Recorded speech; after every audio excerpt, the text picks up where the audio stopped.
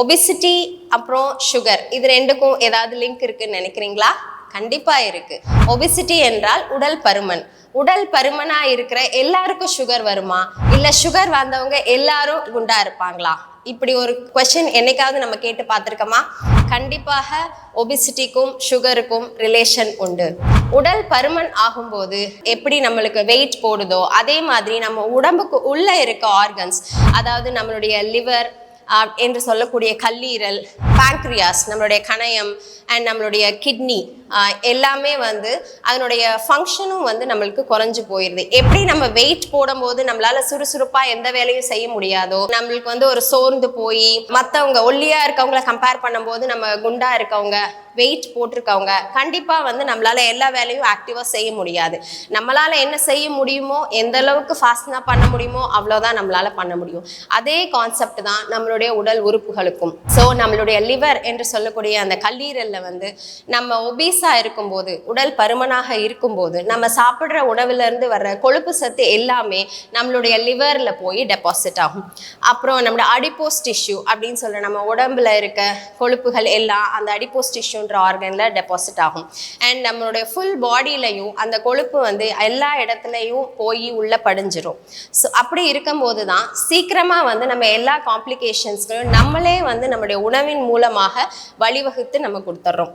So sugar patient அப்படின்னு நம்ம சொல்லும்போது நம்ம உணவு கட்டுப்பாடு மிக முக்கியம், உடற்பயிற்சி மிக மிக முக்கியம். இந்த உடற்பயிற்சி அப்படின்னு நம்ம சொல்லும்போது நம்ம குண்டா ஆனதுக்கு அப்புறம் தான் நம்ம உடற்பயிற்சி செய்யணுமா? அப்படிலாம் கிடையாது. நம்ம ஒரு 35 வயதுலேருந்து 40 வயது நெருங்கும் போதே நம்மளுடைய ஹெல்த் கான்ஷியஸ் அப்படின்னு சொல்கிறோம். நம்ம வந்து ஹெல்த்தியாக இருக்கணும், நம்மளுக்கு எந்த ஒரு பிரச்சனைகள், சுகரோ ப்ரெஷரோ அடுத்து வரக்கூடிய ஹார்ட் டிசீஸ் இந்த மாதிரி எல்லாமே வந்து ஒரு 40 வயசு தாண்டும் போது தான் நம்மளுக்கு வந்து நோய்கள் வந்து கண்டிப்பாக வரும். ஸோ அப்படி இருக்கப்ப உடல் பருமன் தான் இதற்கு காரணம் அப்படின்னு இன்னைக்கு நம்ம கண்டிப்பாக தெரிஞ்சிருப்போம்.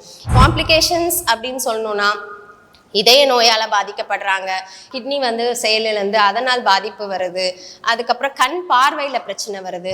இது எல்லாமே வந்து நம்மளுக்கு சுகர் கூடுறனால. அதுக்கு காரணம், மெயின் காரணம் வந்து நம்ம உடல் பருமன் தான். ஸோ நம்ம என்ன பண்ணலாம்?